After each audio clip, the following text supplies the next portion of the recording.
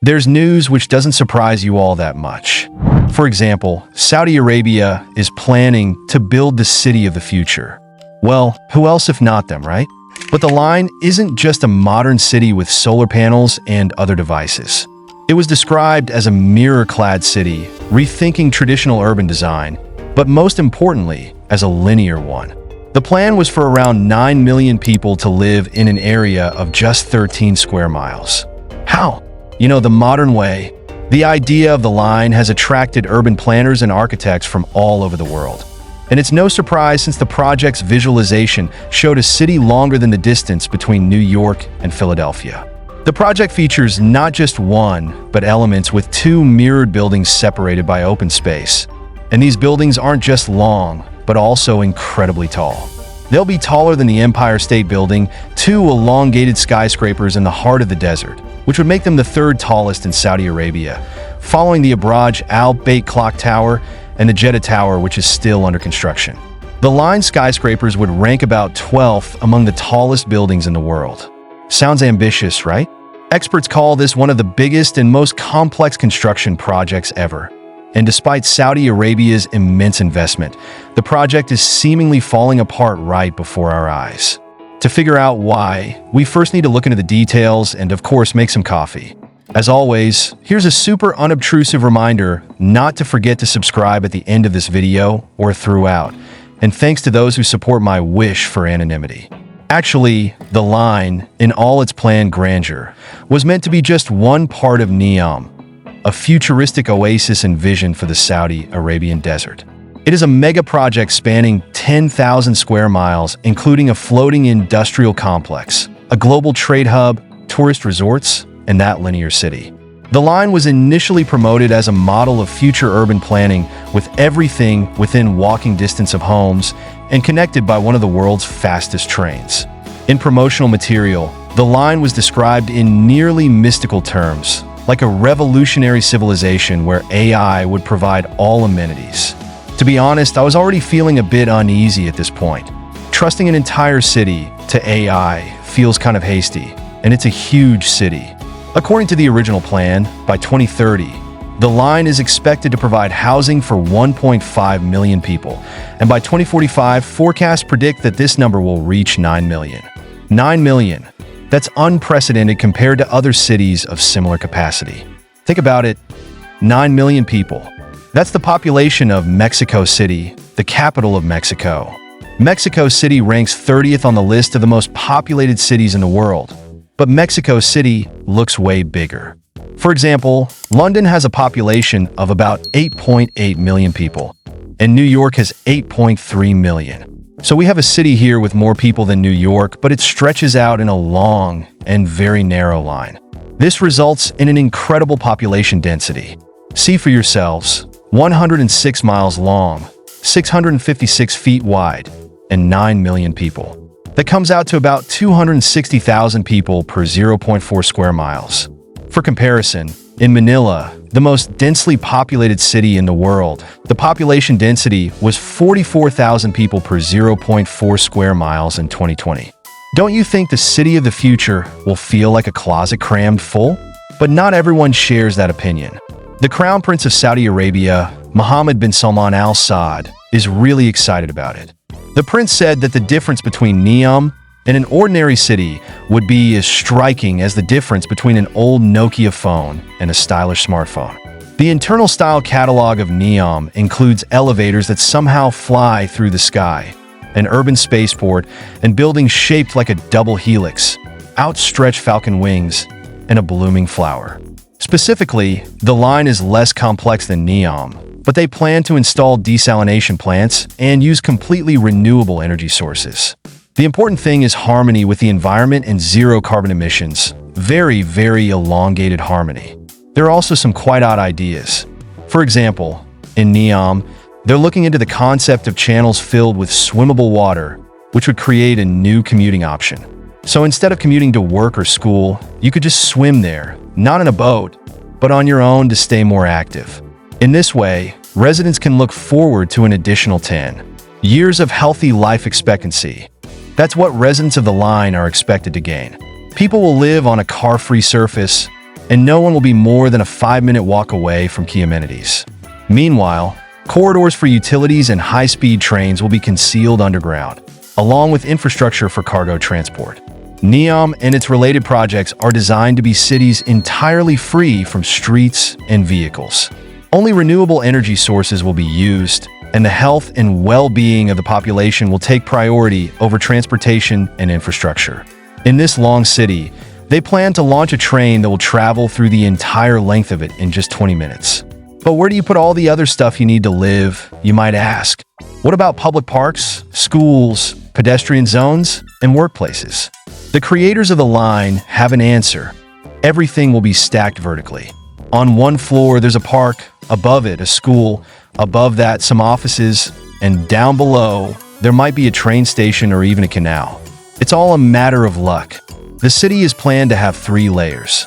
One on the surface for pedestrians, one underground for infrastructure, and another, also underground, for transport. I'm curious about the swimming channels too, and what people would do if they can't swim. Could they use a boat? Or would that count as transport, meaning they wouldn't be allowed in the water? Sadly, no one can give us a clear answer. But as I mentioned before, artificial intelligence is supposed to monitor the city, using various models to predict actions, build forecasts, and essentially handle everything to make urban life better. The designers of this futuristic city even give an example of such care. A person wakes up, their house checks their metabolism, and if they had too much sugar the night before, the fridge offers oatmeal instead of a candy bar or granola. Then they swim to work. So the city's 650 feet wide, over 105 miles long, and 1,640 feet tall. And it's also watching your diet. Sounds like the plot of a weird dystopia, right? And how about the fact that the outer part of the city will be covered in a mirrored facade, giving it a unique character and allowing it to blend with nature? Can you imagine how thrilled nature will be? But what's even more interesting is how much all of this is going to cost. The estimated cost of building the line is between $100 billion and $200 billion, but some estimates say it could reach up to $1 trillion. The NEOM project, which includes the Line City and related resorts and urban initiatives in the area, is projected to cost $1.5 trillion. These enormous figures reflect not just the innovative ideas behind the project, but also the talented people involved in its execution. The biggest and most respected architectural firms in the world were involved in the project, along with well-known specialists, including Hollywood designers. But we'll get back to them later.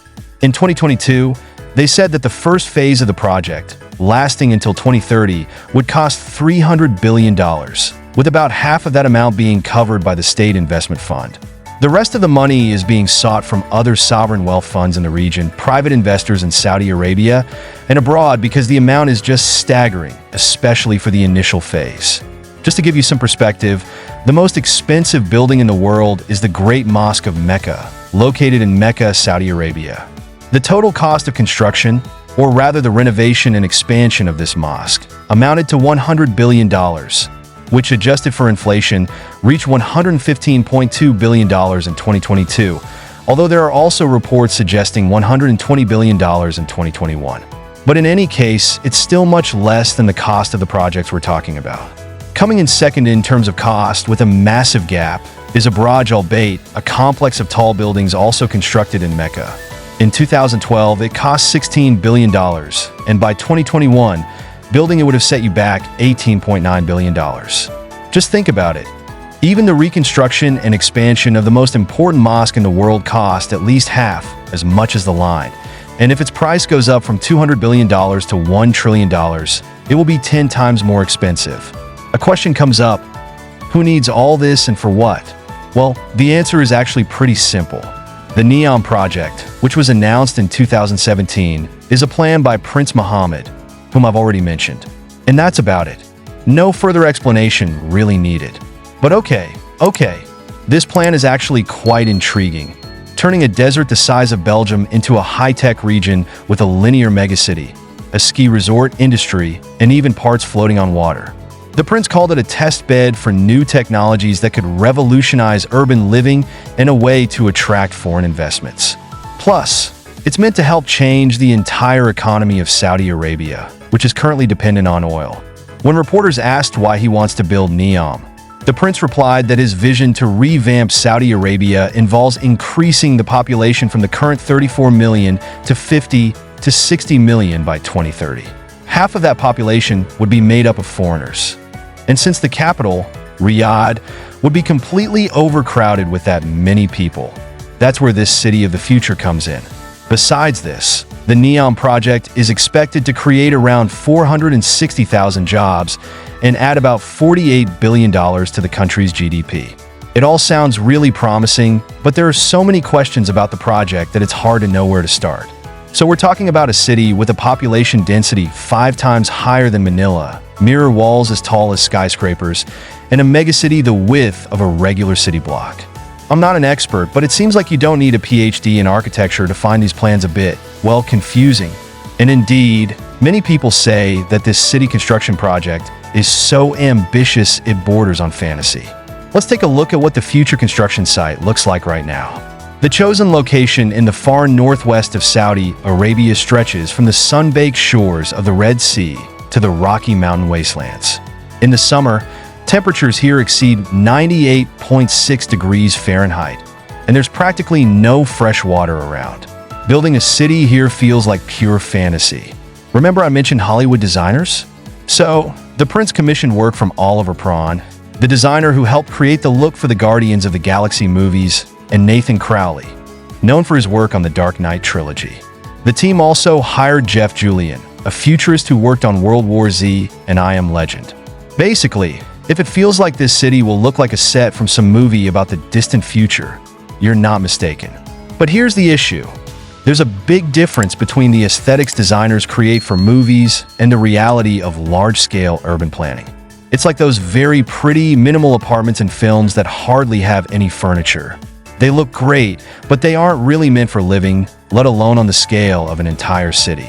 For instance, one of the images made by the designers shows a picnic on a ledge that's 650 feet high.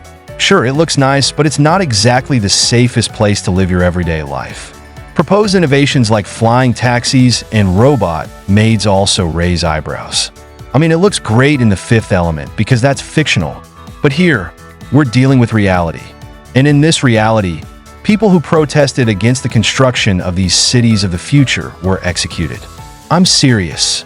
This actually happened to several members of the Hutat tribe, whose lands were slated for the project. The attempts to relocate the indigenous people for Neom, who had lived in the region for generations, were tumultuous and escalated into violence. One local man who refused to sign the relocation documents and openly opposed the project was killed, and 2 officers were injured. The government claimed it was self-defense, saying the man refused to surrender. The Hutat tribe is historically nomadic, but now settled in the region where Saudi Arabia, Jordan, and Egypt meet. From the very beginning, there was no place for them in the plans for Neom, and in early 2020, thousands were informed that the government would be taking their land. No one asked for their opinion. It was simply presented as a done deal. The man's death did have an impact, though. Officials expanded compensation packages for displaced residents, promising them land elsewhere in the region.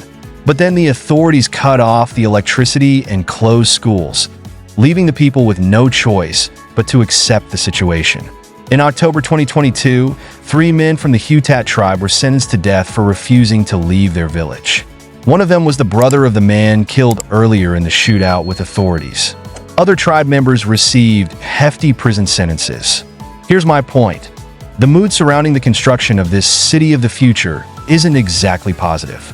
Then, just months after the announcement of the city, construction itself started to go off the rails. Satellite images showed large buildings going up, surrounded by green areas that sharply contrasted with the desert. But something happened. In April 2024, it was reported that at least one contractor started laying off workers. Anonymous sources confirmed these cuts, and serious, respected media outlets covered the news. However, the Saudi Arabian Minister of Economy denied any claims that the kingdom was scaling back plans for Neom. All projects are moving full steam ahead, he said. We set out to do something unprecedented, and we're doing something unprecedented, and we will deliver something that's unprecedented. It's unclear who to believe. Anonymous sources can lie for various reasons, maybe even just to see if respected media outlets would fall for fabrications. But the government can also deny everything just to save face and maintain the appearance of success, as though they're pulling off the coolest project on Earth. Regardless of who's lying, the project's problems remain. And there are so many of them that the city of the future could collapse before it even sees the light of day. One significant warning sign came when the Kingdom's Sovereign Wealth Fund delayed approving NEOM's budget for 2024. It's hard to believe they simply forgot or got sidetracked. This shows that the financial reality of trillions of dollars in investment is starting to raise concerns, even at the highest levels of the Saudi Arabian government. Even though it's the Crown Prince's idea, you're not supposed to openly disagree with him. Although NEOM has rolled out marketing and investment roadshows, the company hasn't made serious progress in attracting capital. The prince's attempt to secure foreign investments totaling $100 billion also fell flat. At some point, the project's appeal to investors was further affected by the death of Jamal Khashoggi, a journalist who actively criticized Saudi Arabia. One day, Khashoggi walked into the Saudi consulate in Istanbul and never came out. When you factor in the turbulence in the oil market, it becomes clear that even Saudi Arabia is feeling the financial strain. But this is just one of many issues. According to over 25 current and former employees, the project has faced numerous setbacks, many of which stem from the challenge of implementing the prince's constantly shifting and grandiose ideas. Sometimes, they even had to explain to him that his requests were simply impossible to fulfill. It's no surprise that few are willing to speak out officially about the project's problems, whether due to non-disclosure agreements or fear of retaliation. And that fear isn't without basis. At least one former employee who criticized the project was imprisoned in Saudi Arabia. Take, for example, the Silver Beach concept. Instead of regular sand, the shore would be covered with crushed marble, making it sparkle like silver under the sun. Why? Because the prince thought it was a great idea. To bring it to life, NEOM employees and consultants worked overtime for weeks. The project also included a yacht club. Another similar initiative was a $200 billion solar power plant that was scrapped shortly after being announced. One former employee summed up his experience working on NEOM like this: "If I had to describe the bottom line of my work during that period, it would be PowerPoint presentations that ended up in the trash the following week." The working conditions were pretty luxurious. Temporary but cozy apartments built in the desert, with an army of workers taking care of food, cleaning, and laundry.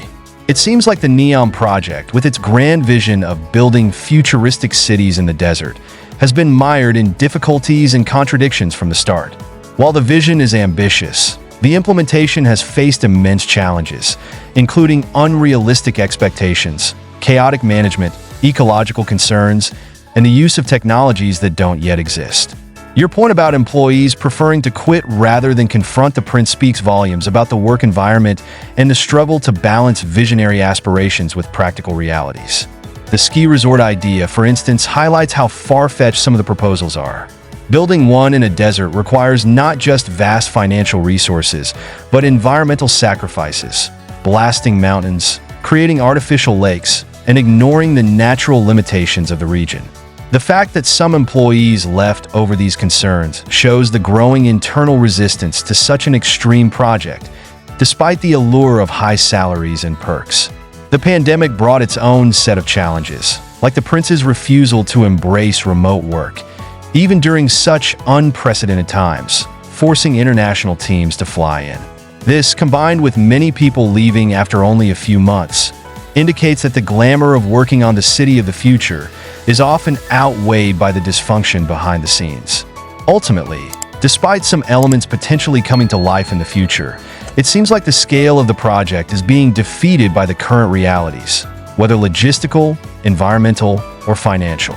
The prince's aspirations are admirable in their scope, but for now, it looks like reality has the upper hand. And with that, it seems you've made your point. Quite a ride. See you later too.